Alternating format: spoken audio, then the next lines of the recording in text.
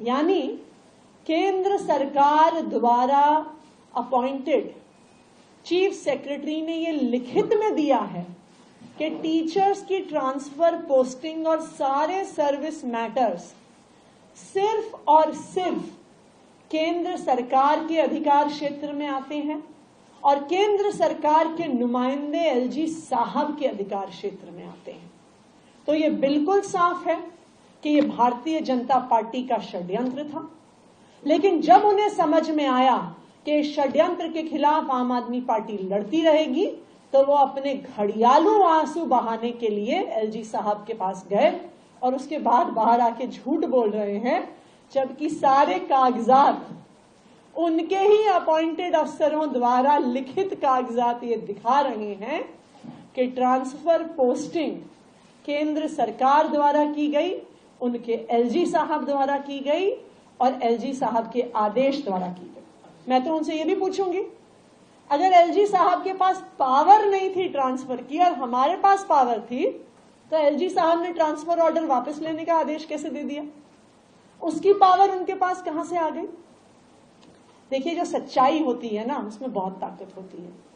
सच्चाई आखिरकार पूरे देश के सामने, पूरी दुनिया के सामने आ ही जाती है। और भारतीय जनता पार्टी का ये षड्यंत्र,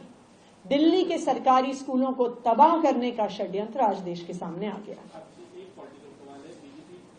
मिशन 2025 को लेकर आगे पोस्टर भी जारी कर दिया है, इसमें मोदी जी की फोटो है और उन्होंने बैठक भी की थी हाल ही में और वो ये दावा कर रहे हैं कि अभी की सरकार बनने के 50 से ज्यादा सीटें होगी, वनवास खत्म हो जाएगा। भारतीय जनता पार्टी ने एक मिशन किया था 2015, उस मिशन का सक्सेस रेट था 3 आउट ऑफ 70।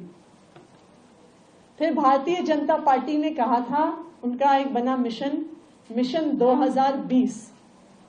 और उन्होंने कहा था अब की बार 45 पार करने निकले थे, 8 पर सीमित रह गए। अब 2025 में जिस प्रकार के कांड वो लगातार कर रहे हैं दिल्ली वालों को परेशान करने के लिए, चाहे वो अपनी हरियाणा सरकार के माध्यम से दिल्ली का पानी रुकवाना हो, चाहे दिल्ली के सरकारी स्कूलों को खराब करने का षड्यंत्र हो, चाहे अपने अफसरों के माध्यम से, अपने एलजी साहब के माध्यम से मोहल्ला क्लिनिक की दवाइयां रोकना हो, ओपीडी के डेटा एंट्री ऑपरेटर्स को हटाना हो,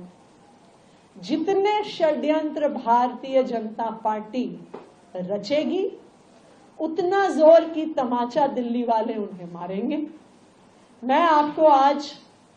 पूरे कॉन्फिडेंस से बता रही हूं कि अगर भारतीय जनता पार्टी की एक सीट भी 2025 में आ गई तो उनके लिए बहुत बड़ी बात है।